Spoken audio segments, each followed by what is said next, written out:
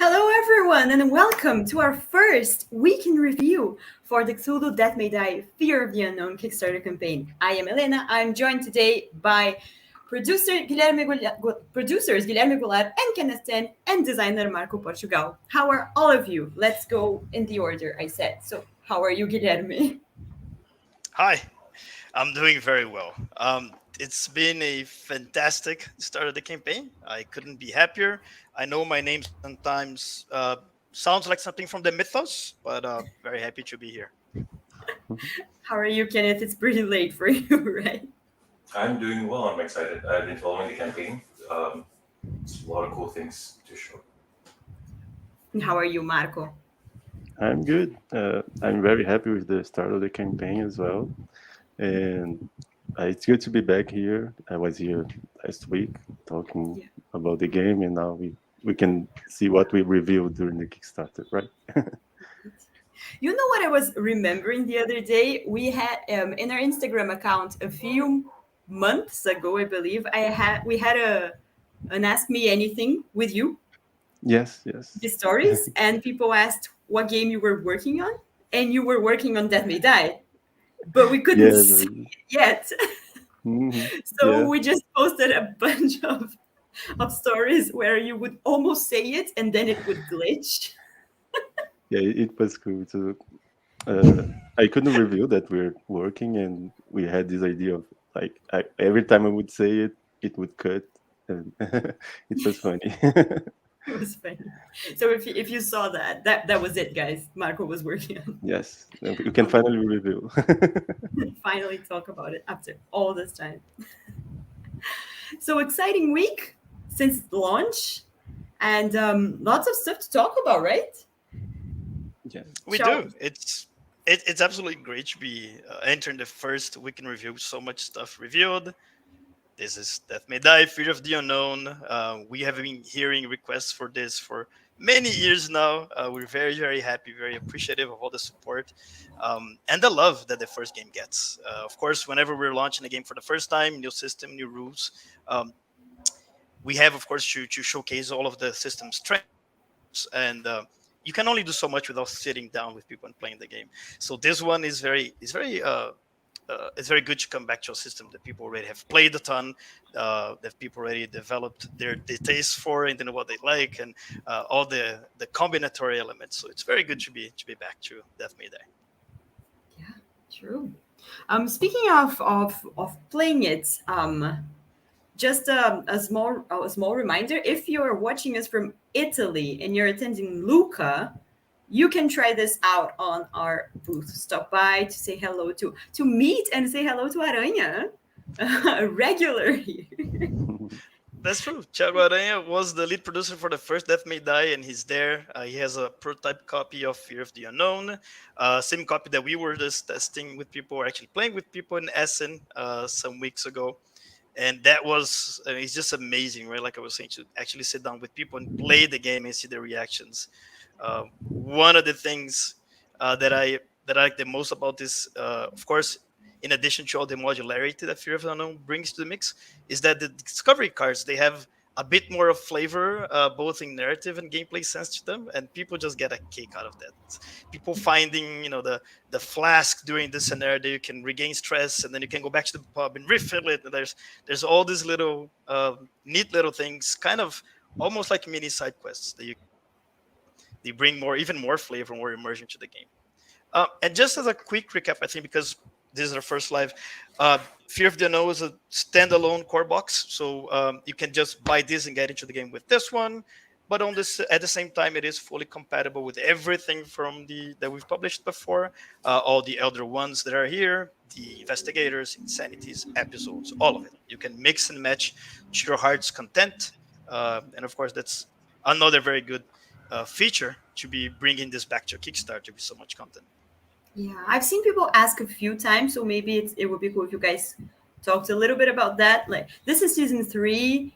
Is it okay if I haven't played seasons 1 and 2? And can you talk about that a little bit? Yeah, absolutely. Well, like I was saying, it is both a core box and an expansion in that sense. You can mix and match this with the previous seasons, and it's also a fully core box on its own. and there's the full experience here. Better yet, seasons 1 and 2 are available at retail. We are restocking it currently, so you don't even have to wait a year to. If you haven't played Death May Die yet, you can just go and buy it right now and see what the system is all about. Yeah. Well, we have plenty to show, and I'm told Kenneth has his amazing setups, so we can start to talk about what was revealed this week. Shall we? Our special correspondent from Singapore, Kenneth. Our special correspondent who has all the minis like in physical form. We normally show renders at the campaign, but here you can see the real thing. Shall we? Everyone ready? Okay. Oh, hello there. Oh. This So, is Peters and Sandra. Peters and Sandra.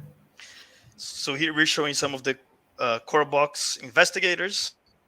Peters is a field medic, one that I enjoyed playing quite a lot in Essen, because basically he, when you kill monsters, he heals others. So he basically snatches pieces of monsters to patch people up. Awesome. Oh, wow. Sandra, Isa was playing with her in Essen. She's a relic finder in a way. So she already has more relics than the usual. If you're playing with unknown relics, if you're not relics, she still has one, and she has a lot of ways to manipulate that.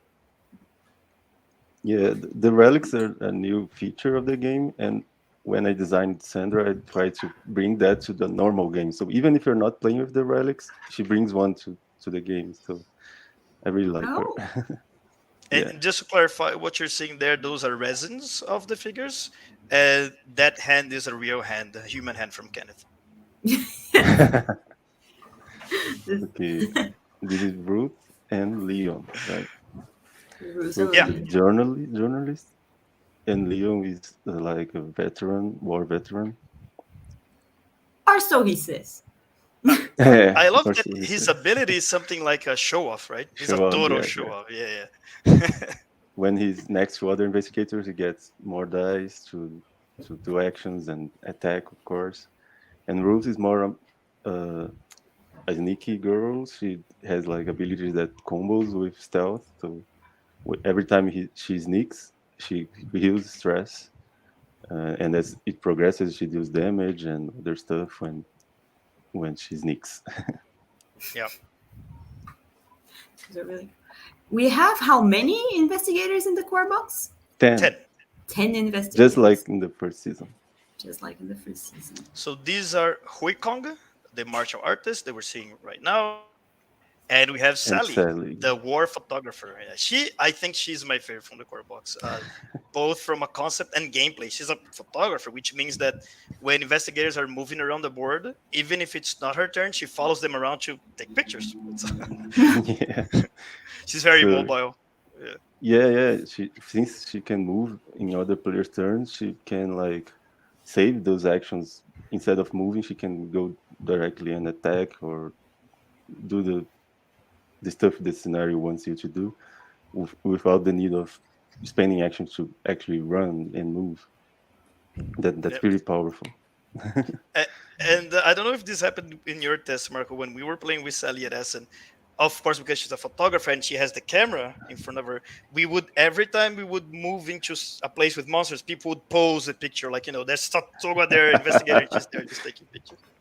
Yeah, actually, this is interesting thing because most of our testing was done on TTS, and we didn't have the 3D model, so we just had the standee in tabletop simulator. So we didn't have these, but it's very cool to know that you can do that physically. Absolutely. I like that. Sorry, not exactly a question, but I love this comment. Sally matches Leon so well. Yeah, she can photograph his show-offness. Yeah, they combo really well. Yeah. Cool duo. People absolutely did that. Because she wants to move around to take pictures, and he wants people around to perform better. So it's a narrative and gameplay marriage there. It's very cool. And Agatha here. So we're seeing Agatha, the lady with the Tommy gun, and Mike, the big burly guy there, the circus strongman. Agatha was a fan favorite when I was playing Oh, Essen, just cool. because how cool she is, her pose, and the way that she, the fact that she's pointing the gun forward, and people just wanted to mow down creators with bullets. Yeah, Yeah. and she deals more wounds when attacking, so she's just about like killing monsters. I have to say, I love And this guy as well. What an absolute unit. He's going to beat up the Elder Gods to a pulp. uh, his ability is when he takes stress. Normally, you take stress and you reroll one die, and when he takes stress, he can reroll two dice. He starts doing that only on attacks, and then he can do that on any type of roll, even against rolls against himself, like when he's being attacked and stuff like that. So this can Which be means, very, very powerful. yeah, he's not only physically strong, he's mentally strong. That that Yes. that guy, yeah, does not get stressed easily.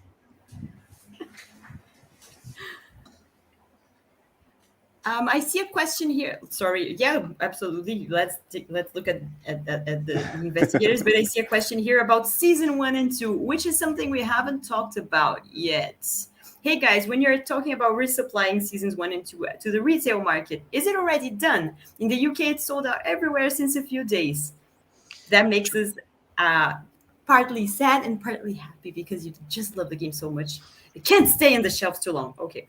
I believe the current campaign boosted its sales. It's possible. So, about resupplies, because a lot of people have been talking about getting seasons 1 and 2. Guilherme, can you update us on that? We are currently restocking, so it may differ from different regions in the world.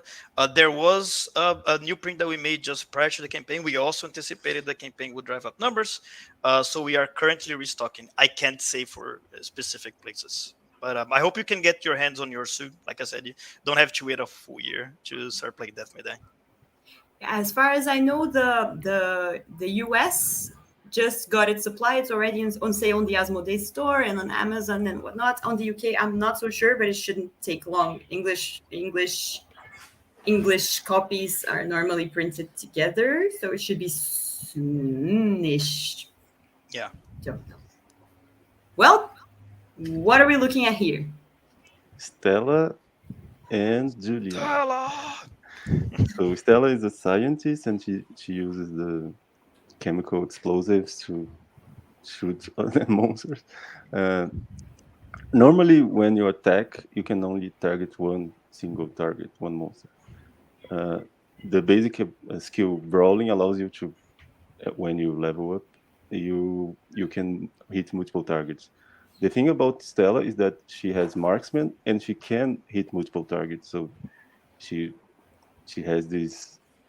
She can be away from the monsters and still hit multiple of them and do a lot of damage and crowd control. She goes kaboom, is what you're trying to say. Yes. I And, love the poise of her figure, like the just the delicate, how delicate she's holding the test tube and kind of looking at it, like it feels kind of statuesque in a sense. And of and course, the kid. Julian, it's like the counterpart from the kid from the first season, right? Like we had this little girl, and now we have the boy, and he basically when he rolls tentacles, he heals stress, and later he can even heal wounds. So when he's becoming insane, he's also uh, keeping him alive, you know. He gives me strong Damien vibes. I remember that just that little hat, the kind of eerie kind of look.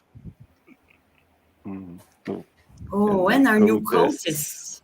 cultists. These are new cultists. We have 10 total miniatures in the box, just like the first season. Again in 3 sculpts. No, And the this first time, time was two. Now we have three. So oh, that's we true. have more variety now. Yeah. Yeah, so basically it's 3, 3, and 4, right, to make up the 10. Yes. Um, and we wanted to make sure to provide variety.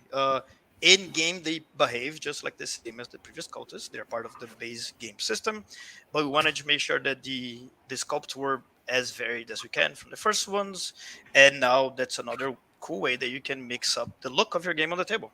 You can just interchange these with the other cultists, and of course, still keeping a pool of 10, right? Not because now you have 20 cultists, you can't swarm the board. I mean, sure, it's your game, you can if you want to, but you shouldn't. Yeah. I love that if you mix both season 1 and season 3, you have like 5 different cultists on the board. It's very cool to have variety. Now, one detail, I don't know if we can see from here, but the book on that cultist's hand, with the one with the outstretched arm, actually has lines written on them. We can't read that, otherwise we just all go mad, but I guarantee you there's stuff written on it. That's very cool. And there is a question that I saw. Which one is for sculpts? Yeah. I Which It's the. I think cults? it's the one with the book, right? It is the one with the book, yeah. Yeah. Okay. Moving on now, I believe, to monsters. Core box monsters, right? Yeah, Serpent Man. The serpent. Very cool. We might need to see a few at a time. We Okay.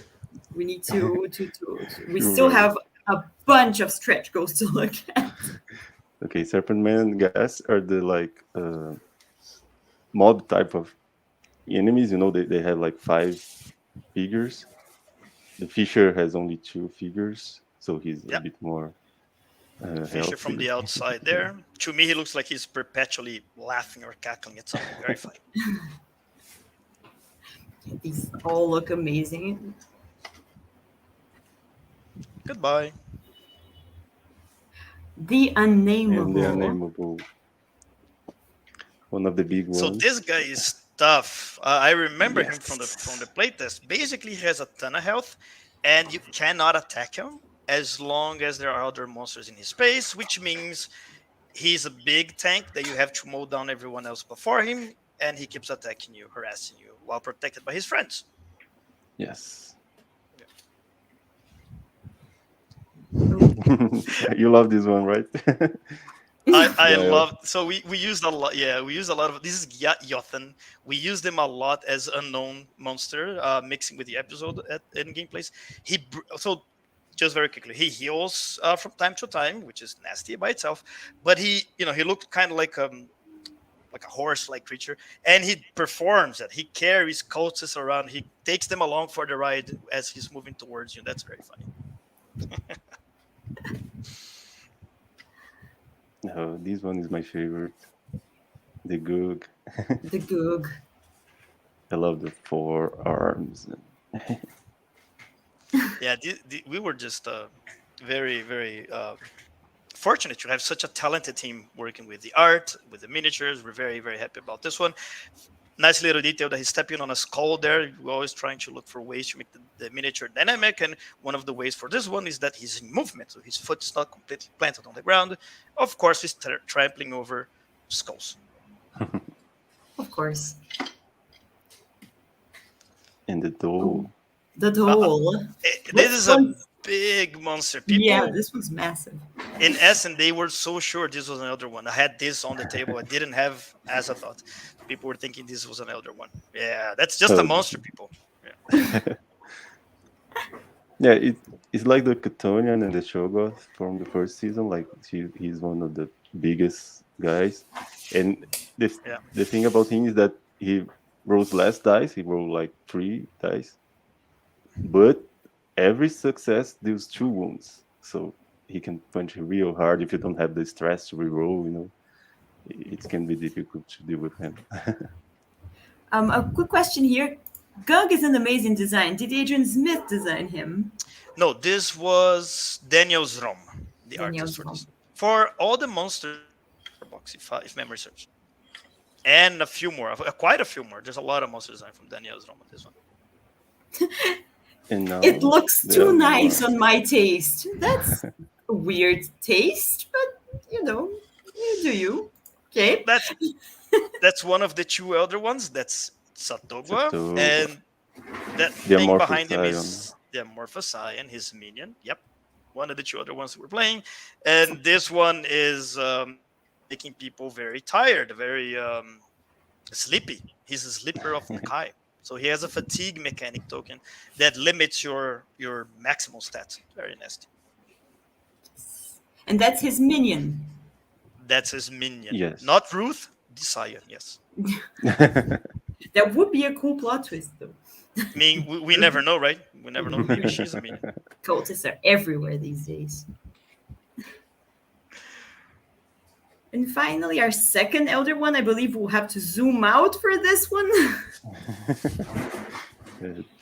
So this is a spawn of Azathoth. Other people rightfully were asking us, wait a minute, if Azathoth wakes up in Earth, that's it. We're done. This is a super massive black hole in the center of the galaxy. And they are absolutely right. So this is a spawn of Azathoth manifested on our planet.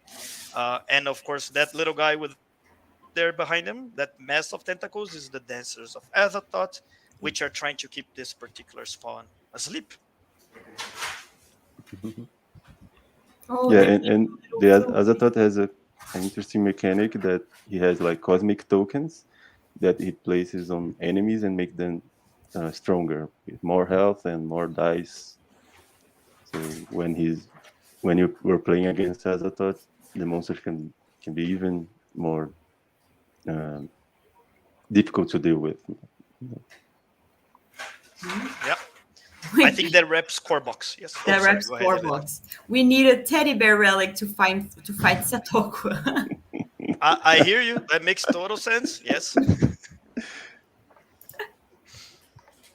I'll just keep it. Well, You're ready to move on.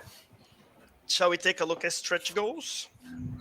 Sure. yes, and that wraps up the core box. It's already a lot, right? The core box in itself is just a lot of content. But of course, we have unlocked a lot more ever since launch.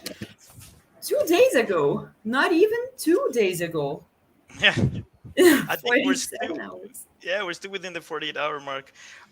Just for the sake of brevity and because we want to show and talk about more stuff today, I think we don't need to enter the gameplay for each one of these. But Marco, feel free to interject if you'd like on any special ones. Very quickly on this group shot here, we have right now Ryan, the artist, right in front of us. We have Antonio Senatori from San Marino, the politician, if I remember. Amelie, Yes, politician. Amelie with the Winchester rifle, and James the hunter.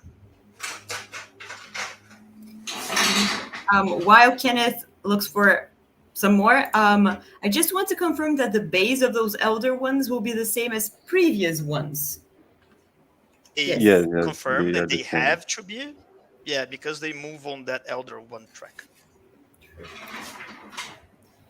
Okay. So here we have Isadora, Taylor, Steve, and Saito. and Saito. Saito. Yeah. Um, Isadora the spy, Taylor the musician, right there with the violin case. Steve the football player. Speaking of Taylor, And that's yes. I think she has a cool mechanic that we could show our backers. Okay. Shall we? yeah, Okay. Yeah. So one thing that we tried to do this time, something that we messed a bit with in the comics extra stuff, is adding different components, tokens, and stuff like that to the investigators, so that they feel very different from each other. So Taylor, she has these song tokens that when she rests, she plays song tokens on enemies that are in her space, and now those enemies within one space actually, because when you rest, you need to be in a safe space. So you rest, and the monsters around you get the song tokens, and they roll less dice now forever until you kill them, of course. And they also lose their abilities. So, for example, the doe that I said that rolls, when he rolled a success, he did two wounds. Now he's like just like any other monster. So it's very cool to that she can mess with the monsters on the board, not just by attacking, but also by making them a lesser threat. By just playing her violin. And of Sorry, course, sorry, Mark. okay. No, go ahead. Go ahead. Sorry. As the skill progresses, you can do even more things. So at the end of the turn, the monsters at the second level, at the end of the turn, the monsters take 2 wounds for each song token they have. So if you keep putting song tokens on monsters, they keep taking damage at the end of the turn. At some point, you can even rest in unsafe space, which is very good because, as I said, you can only rest in safe space, so you have to be adjacent to the monster. But with her, you can in level 3, you can even rest where the monsters are. So you can drag the monsters and rest and leave every monster in your space some tokens. And in the last level, they take more wounds, so you can kill almost every monster, and the bigger ones they take like half of their health every turn. So it's a very cool skill that use these tokens to make her different. She's the bard of the D&D Yes. party. Or You or can to see keep in line with the metaphor that the comment section apparently chose. She's what? Oh, I was going to say Jigglypuff the Pokemon because people are dead set on Steve being a Pokemon now. But Jigglypuff does not do damage. He just makes people sleep, right? And he Yes, gets yes. very angry afterwards. I'm sorry, Marco. The chat was just breaking me with the whole Steve. I want to ask you, Marco, is it too late for the Steve's signature skill to be just named Steve? Steve, Steve, Steve. I think it is. Okay. Oh no. Well, shall we go back to our resins then? Yes, we can. To our correspondent in Singapore. Yes. Ooh. These are very unique. Could you please Taylor one more time there? Please. Where's Taylor? Oh, You need to I take meant the to other. add her. Yeah. Just, be, She's all just because alone. it's No. cool that we were talking about her just now. It's kind of cool to kind of go back. You can see she has the rifle under the case Yeah. there. So cool. And a musical instrument, supposedly. We don't know what's in that case. Could be another weapon. Yeah. All right. So we see here Amir right in the front, the holy man. We have George, the chef. Karen, of course, there's a Karen. Of course, And Jim. I saw a few comments in the Kickstarter about people saying her superpower should be to push away the cultists and demand to speak to the Elder One directly.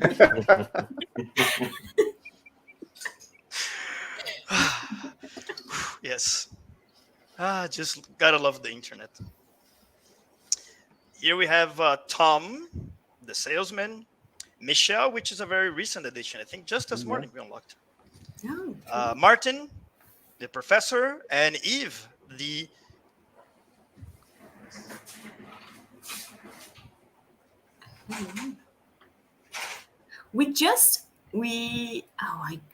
so many names. Oh my god. We just unlocked a few of these this morning, right? yeah. I think Yeah. Michelle for sure. Yeah. Yeah. Actually, I think Michelle's the last one, right? And we the have- cricket player. Yeah, Yep. that's Michelle. Yeah. Ah, that's Michelle. Sorry, I thought Michelle. I in my mind I thought Michael. Oddly. Anyway. When will Yeah. Helena I get love her the own way figure in the game? There's a comment that asks, when will Helena get her own figure in the game? Yeah. I love her skirt. You can see there, like there's the fabric with the sharp folds, kind of like that college school vibe. Very cool. Yeah.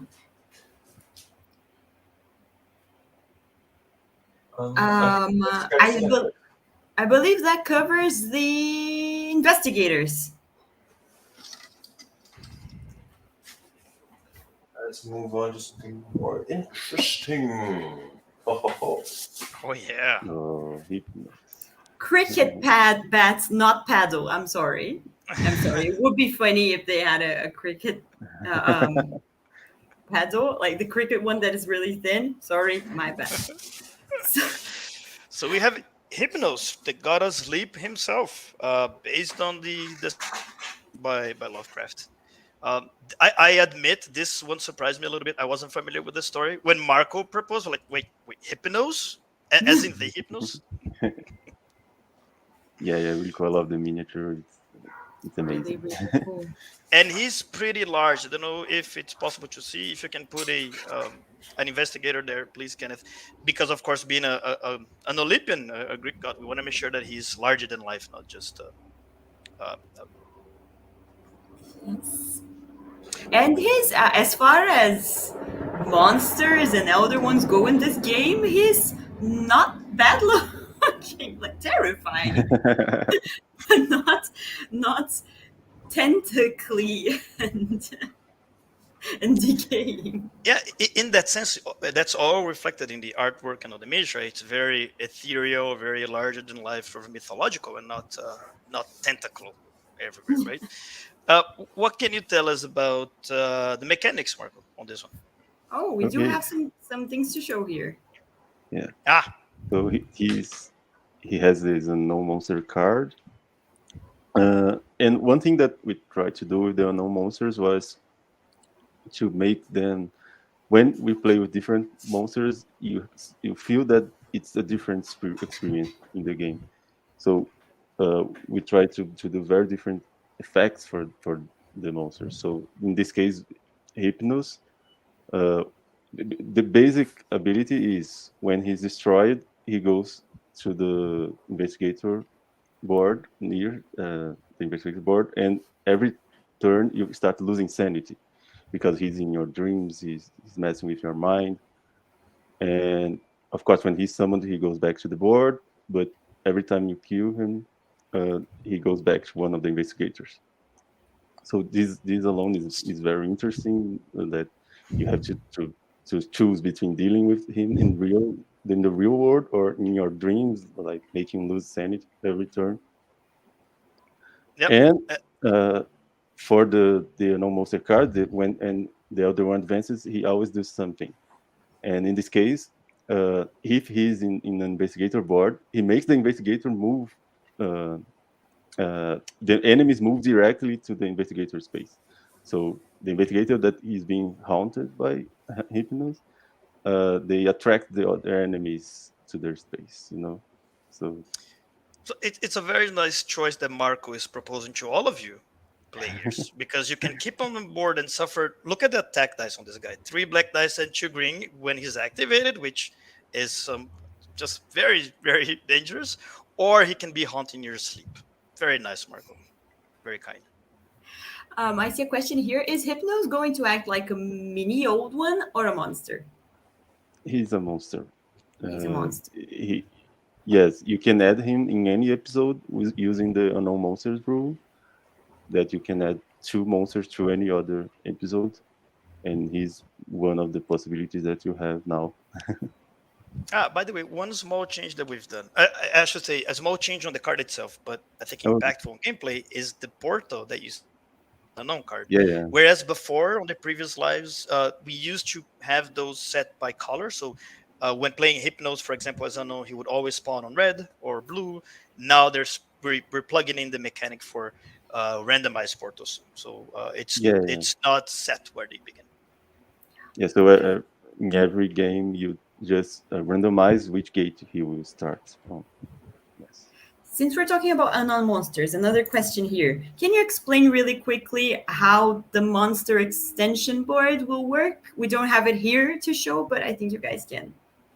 Yes, yes. Uh, the basic the base is very simple. You basically put that board next to the storyboard. It has 2 slots for unknown monsters. You randomize 2 random monsters to be played for the session, and you place the cards face up, and you add them to the setup. So the addition of new monsters, of random monsters, is during setup. They are placed, as we just discussed, on randomized portals, and from that point on, they are influencing that gameplay. So every episode that you're playing, you can now add more monsters to the mix. As a reminder, to keep things balanced, the investigator should also take up the unknown relics so that they are more powerful to fight this back. And speaking of that, on a stretch goal that we cannot really show in Candace's incredible setup, but that is very cool, is the unknown monsters. Yes. Can you guys can you guys So talk about this a little bit? How it works with the previous seasons, and how so how it how compatible things are. yeah, we had like a lot of monsters on the first seasons, and one request that we had was, oh, I really like the fire vampire, the hunting horror, but I can only play them in their specific episodes. I patented them, and now I'm only using them when I'm playing this specific episode.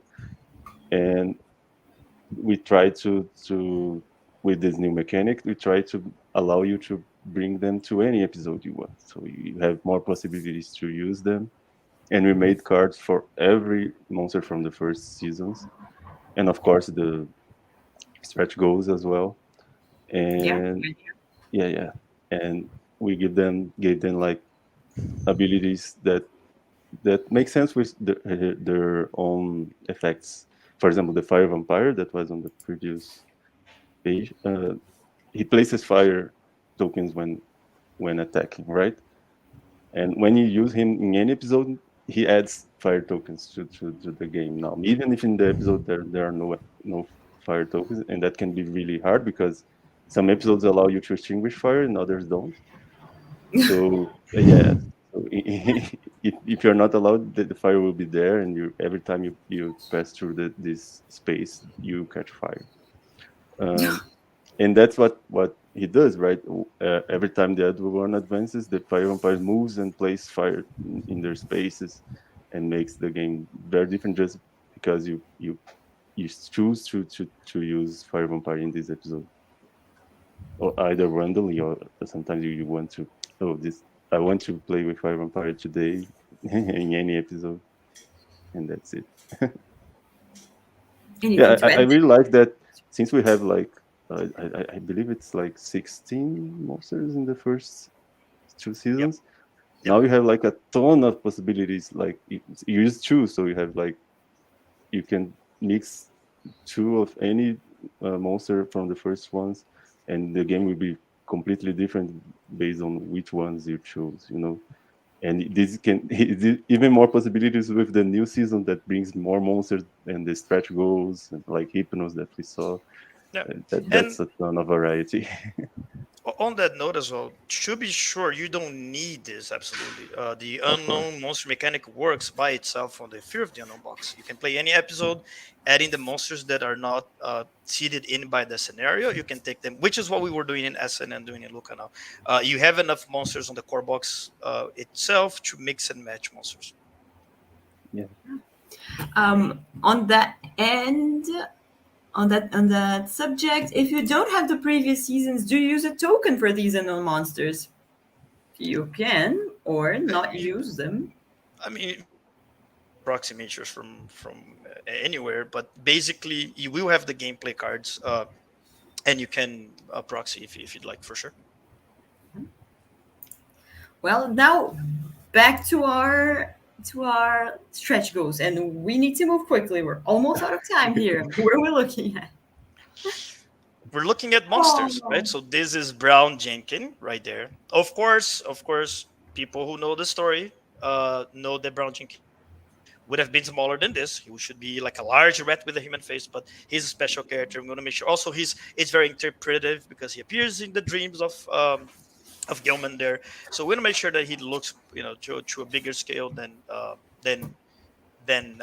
just a rat. He's a monster in the game, right? And we also see there the cat from Saturn, Space Meows. these are both cute. Yeah. These are both approved as slightly terrifying pets. But and that's it. Did we reach the present, or do we still have more to show? That's it. Yeah. Then I believe it's time to look into the future. Many of you have asked for many different elders these past few days. And I guess one of them heard you. Shall So, we? So shall we? we want to show you another one coming to the game. We're not gonna name it at first. Let's see if you guys can guess who this is. Let's see. Ooh. Any guesses, people? This is an art by Daniel's Rom. Just very neat to see there. All of these are painted in oil by hand. Daniel's art craft is just amazing. Oh, hello, son. And who can guess who this is? Yeah, let's see. Ah, yep, we have Yeah, a winner. they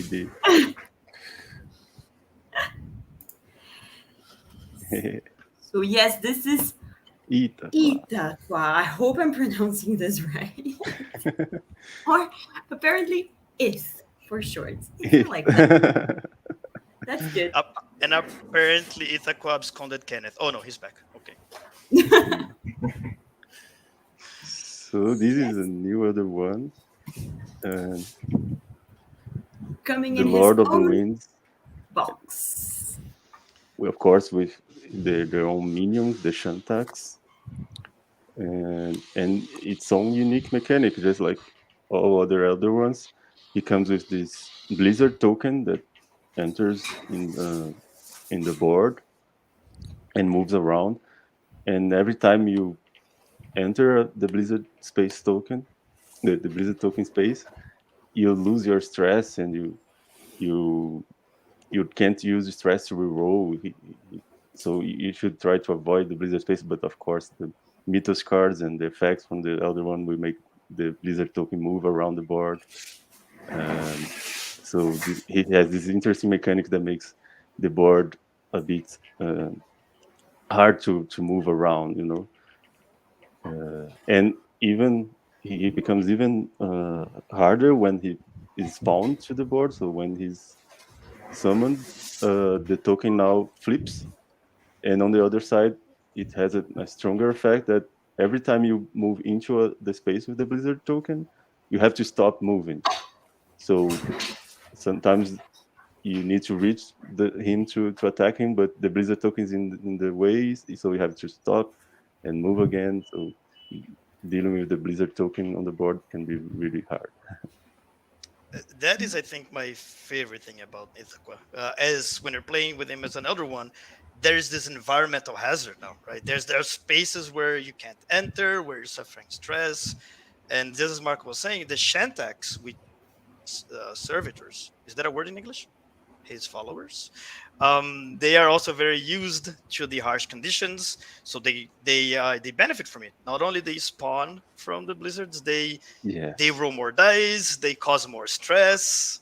So it's all connected to this ever-present environmental effect brought to the game.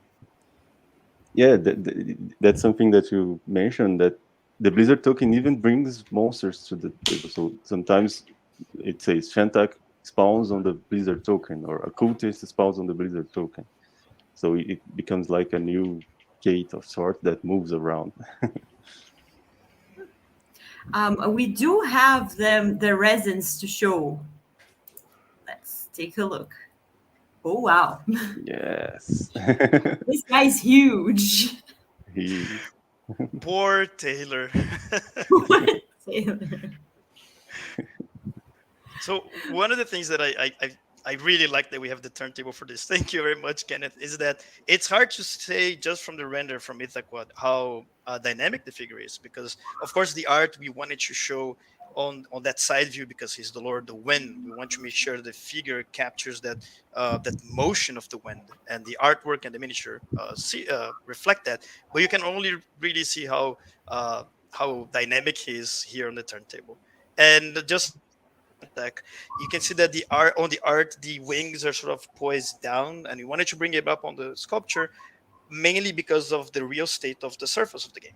The tiles want to be mindful that we want to have more space for figures around it, so we repose the wings, also kind of a bit more menacing, right? And yeah, it's to me the Shantax are one of those thank you I hate it kind of like very disturbing figures. I only just realized that Ithaqua's face is like 90 degrees to his left. So he's. I always thought that he was facing this way because his arms are this way, but he should be facing like this. Yeah, his head is in a very uncanny position. Yeah, and of course, my production hat here now is saying this is analog to this, right? In terms of packaging, boxing, this is the Black Out of the Woods from the game.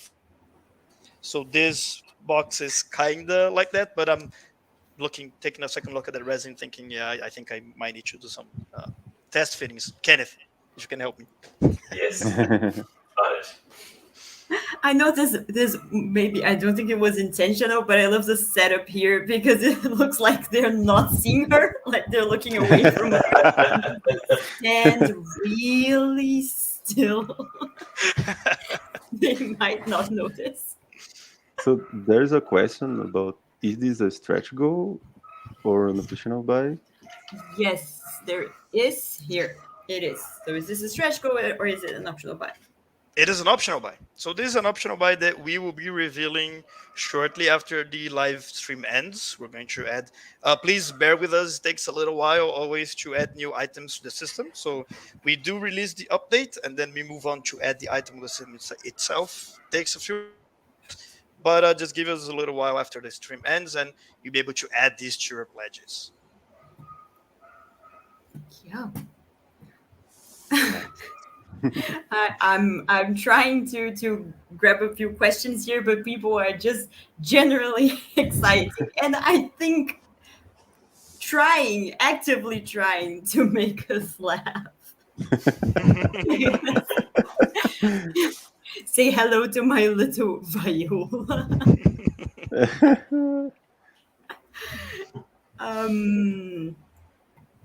Yeah, this is an optional buy. We'll be releasing shortly after we end this. Love the design, a great Wendigo vibe. It does. Now that I read this, I see it. Yes. Absolutely. And in fact, Ithaca is sort of like rumored to be the original inspiration for the Yeti, for the Wendigo legends, right? Yeah. Will this go to retail? Is this a Kickstarter exclusive? It is planned to go to retail. So there is a markup. So you pay a discounted price here at Kickstarter on the campaign, but it is planned to go to retail for a larger price later. Yes. Oh. I realized that we are almost at the end of our stream, but there is something quite huge that we did not mention at all, right? Oh, yeah. We totally skipped over the big guy. The big guy. So Riley and Rising. Just yesterday, we brought back two optional buys. Well, actually, we brought two optional buys with content from the first campaign. One of them is Riley Rising expansion, which is Bill Cthulhu himself. It is a very special episode on itself, a very good episode. And now the figure is in two colors, as you can see. And this is a very good opportunity for those who missed the first Kickstarter. Whenever we were at conventions this year, people were always asking us for a new shot to get this. We're very happy to bring this back. Probably the top question we got after we announced this Kickstarter. Will we have a chance to get the big Zulu? Yes, he's back. He has risen again. Marco has the original one right behind him. He's slightly, he's not, can I say it's different? It's just a different colored plastic. It's just a different color, yes. Correct. The same scope It's and the same scope, yes. I believe Kenneth has one as well, right? Yeah. The portal. The one that... I can shift my camera. Do you want to see it on my camera or on my webcam? Your choice, Kenneth. Amaze us. Okay, I'm gonna carry him over. So just for scale. And this for scale. So that what you're seeing there is the actual thing already. In the new colors, you can see the base is the same color as Marco. And Cthulhu himself is a nice green color. Yeah. Yeah, I love And the new if green I'm gonna color. turn him around, there's a tryptophobia warning around here. Yeah, yeah. Trigger warning. Kenneth-sized Cthulhu. Yeah, basically. Almost. Well, we're glad to have this back. The first time we offered this in the first campaign is a legendary time for us here at Simon. I think we told the story in another live stream. Like the Oh, fact that these the sold out investigator for scale is very good. Investigator for scale. Yeah, I think yeah.